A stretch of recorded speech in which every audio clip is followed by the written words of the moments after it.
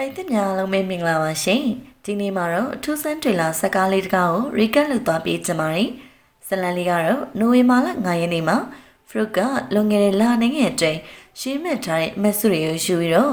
တောင်တန်းထဲမှာရှိကက်ဘင်တစ်ခုမှာသူမမြည်သူပိတ်မိနေတဲ့အကြောင်းအပြည့်စုံရှင်းပြထားတဲ့အစီရင်ခံစာတစ်ခုရေးဖို့ဆုံးဖြတ်လိုက်ပါတယ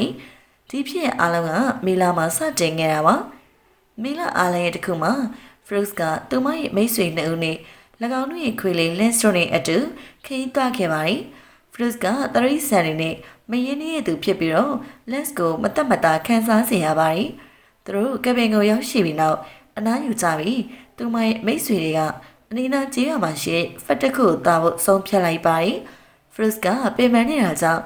လက်စ်နဲ့အတူကပင်မှာပဲနေခဲ့လိုက်ပါတယ်။ပြေးလာတဲ့အခါဖရုစ်ကလက်ကိုပတ်တက်ဖို့ကြိုးစားပြီးမိလက်ကသူမကိုကိုက်ဖို့ရံမူလိုက်တာကြောင့်မပတ်တိုင်ရတော့ဘူးထို့နောက်သူမလေးတနေ့ကောင်လုံးအလှပထိမ့်သိမ့်ချင်းစိတ်လိတောက်ချင်းတို့နေတာအချိန်ကောလုံးစီခဲ့ပါရီနောက်တနေ့ဖရုစ်ကအိမ်တကာနားမှာငိုင်နေတဲ့လက်ကိုတွေ့ရပါရီအဲ့ဒါနဲ့လက်ကိုအပြင်ကိုလွှတ်ပေးလိုက်ပြီးအိမ်တစ်ခုလုံးကိုရှာဖေးကြည့်လိုက်တော့သူမရဲ့မိတ်ဆွေတွေပြမလာကြောင်းသိလိုက်ရပါရ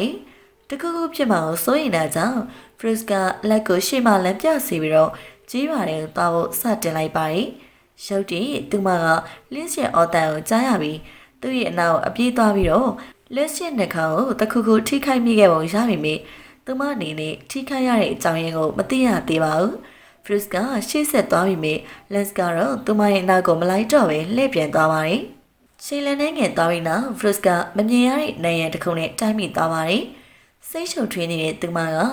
လက်နဲ့ထိကြည့်လိုက်တော့ထိုနေရာမှာသူမကိုဖျက်တမ်းကိုမပြိုတဲ့အတားစီးတစ်ခုရှိကြောင်းသိလိုက်ရပါတယ်။ဖရုစ်အတွက်စိတ်ဝင်စားစရာကောင်းတာကမြည်သည့်တရီပေးချက်မှမပေးထားခြင်းနဲ့ကျေးရွာသားတွေအပါအဝင်ထိုတားစီးကိုလာရောက်ကြည့်ရှုခြင်းမရှိတာပါ။သူမဘလောက်ပဲတွန်းငယ်ကြည့်ပေမဲ့စိတ်ချသားနိုင်ခြင်းမရှိတာကြောင့်လာလန်တိုင်ပြန်သွားဖို့တော့ဆုံးဖြတ်လိုက်ပါတယ်။လမ်းမှာလူနှစ်ဦးရှိတဲ့လေယာဉ်တစ်လုံးကိုတွေ့ရပေမဲ့မမြင်ရတဲ့နေရာတစ်ခုထပ်ပြီးတော့ချားနေပြန်ပါတယ်။သူမရဲ့အတန်ကအတားစီးကိုဖြတ်သန်းသွားခြင်းမရှိလို့လယ်သမားတွေကလည်းအချိန်တိုင်းတာတစ်ခုမှရှက်တက်နေတကယ်တော့ဖြစ်နေပါတယ်။ဒါပေမဲ့ရေပိုက်တွေကရှေ့ကတော့ဆက်လက်စီးဆင်းနေဆဲပဲဖြစ်ပါတယ်။လက်လျှော့လိုက်တဲ့ Fruits ကကက်ဘင်ကိုပြန်သွားလိုက်ပြီးစီးလေးတောက်ရင် Lester သူမရဲ့တခုရဲတော့ဖော်ပြကြောင်းသတိပြုလိုက်မိပါတယ်။ထိုချီနေကိုလက်မခံလို့တဲ့သူမကလမ်းကိုပြန်သွားပြီးထပ်မံကျွမ်းငယ်ကြည့်ပေမဲ့အကျိုးမရှိပါဘူး။တခြားဘာလို့မှမသိတော့တဲ့ Fruits ကနောက်ဆုံးမှာတော့လက်လျှော့ပြီးတော့အိယာဝင်လိုက်ပါတယ်။ရှုပ်တီသူမကထူးဆန်းတဲ့အတန်ကိုကြားလိုက်ရပြီးစောစမ်းမှုအပြင်ကိုထွက်သွားဖို့တကားကိုဖွင့်လိုက်တဲ့အခါမှာတော့အတားစီးကအခုခါအရင်အပေါက်ဝါကိုပိတ်ဆို့ထားကြောင်းသူမတွေ့လိုက်ရပါတယ်။ Fruits ကအော်ဟစ်လိုက်မိပြီးနောက်1မိနစ်လောက်ချိန်မှာတော့သူမရဲ့အိယာတွေကနိုးလာပြီး Les ကသူမကိုကြိုးဆိုနေပါတယ်။သူမကချက်ချင်းပဲတကားကိုဆက်ကြည့်ပြီးအားလုံးကောင်းမွန်နေကြောင်းအတည်ပြုလိုက်ပြီးနောက်သူမလမ်းလျှောက်ထွက်လာပြီးလက်ရှိချိန်မှာ Fruits ကထိုနေရသူမဘာတွေလုပ်ခဲ့တာကိုမမှတ်မိတော့ကြောင်းရှင်းမှတ်လိုက်ပါတယ်။ထိုချီနေရဲ့လက်တွေပွားကသူမရဲ့စိတ်ကိုဝေဝါးစေတယ်လို့ခံစားရပါတယ်။နှစ်နာရီကြာမှတော့ Fruits ကကပင်ကိုပြန်ရောက်ပြီးသူမရဲ့မိတ်ဆွေရဲ့အမှန်ပြောင်းကိုယူပြီးတော့ပတ်ဝန်းကျင်ကိုစောင့်ကြည့်နေကြပါတယ်။ဘေးအိမ်မှာရှိတဲ့အစုံတွေကအခုထိတိုင်လှုပ်ရှားခြင်းမရှိသေးပေသူမက၎င်းတို့သိဆုံးသွားပြီလို့မှတ်ချက်ချလိုက်ပါတယ်။ကြေးရွာသားတွေလည်းထိုနည်းတူပဲဖြစ်နိုင်တယ်လို့သူမထင်နေပါတယ်။သူမကသူမရဲ့မိတ်ဆွေတွေအကြောင်းကိုတွေးမိပြီး၎င်းတို့နဲ့အတူသွားခဲ့ပါကအတူတကွအဆုံးသတ်နိုင်မလားလို့တွေးတောနေမိပါတယ်။ထိုခိုင်မှာတော့ Lens ကဟောင်ပြီးတော့ပြေးထွက်သွားပါတယ်။ Fruits ကသူ့ရဲ့နောက်ကိုလိုက်ကြည့်တဲ့အခါ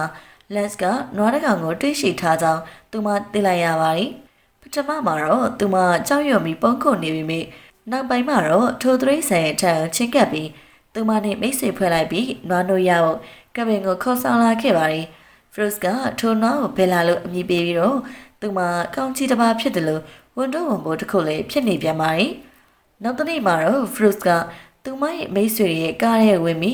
းကြေးရွာစီကိုလမ်းကြောင်းအတိုင်းမောင်းလာခဲ့ပါတယ်။အမြန်နှုန်းကြောင့်အတားစီကိုဖျက်ကျော်နိုင်မယ်လို့မျှော်လင့်နေခဲ့ပါတယ်။အတားစီရဲ့တခြားဘက်မှာလည်းဆွန့်ပစ်ထားတဲ့ရေတစီကိုမြင်ရတဲ့အတွက်သူမအတွက်မျှော်လင့်ချက်တစ်ခုဖြစ်လာပါတယ်။ဒါပေမဲ့ကံမကောင်းစွာပဲထုံဒီလန်ကအလုံးမဖြစ်ပဲ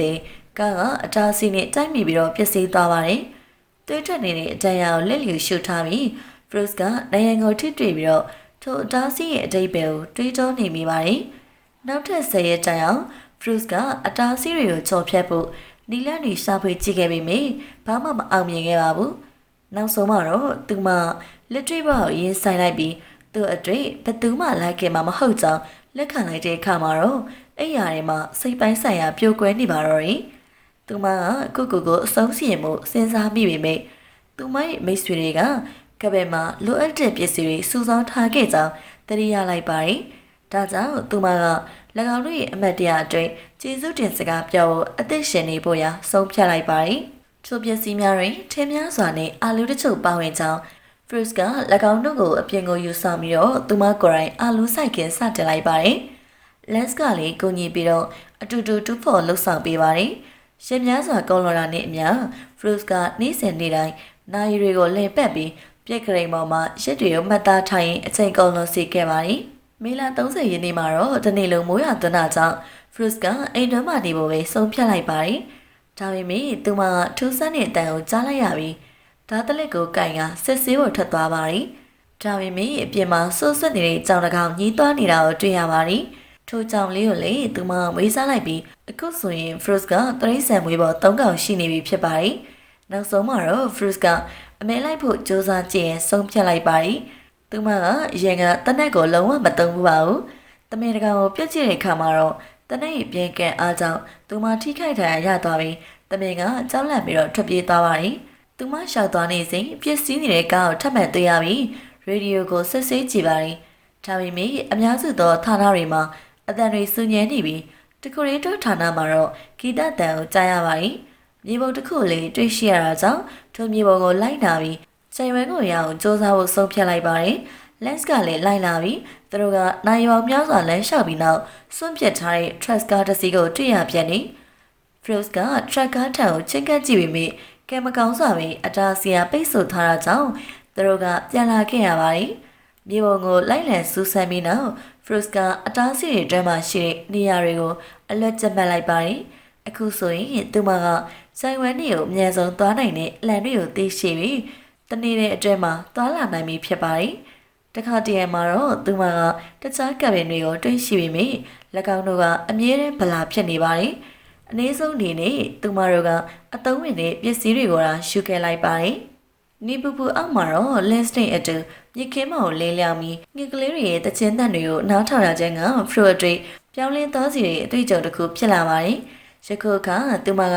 တဘာဝနဲ့ပုံပုံနီးစပ်တယ်လို့ခံစားနေရပါပြီ။အဲ့ဒီအကြောင်းသူမကအမဲလိုက်ဖို့ထပ်မံကြိုးစားကြည့်တဲ့အခါမှာတော့အပြစ်ရှိလို့ခံစားနေရပြန်ပါတယ်။ဒါပေမဲ့သူမအသက်ရှင်မှုတမင်နောက်တော့လိုအပ်နေတာအမှန်ပါ။တညမှာတော့ Fruit ကမိုးချိုးမုန်တိုင်းကြောင့်အိတ်မပြောဖြစ်နေပါတယ်။နောက်တနေ့မနေ့မှာတော့သူမက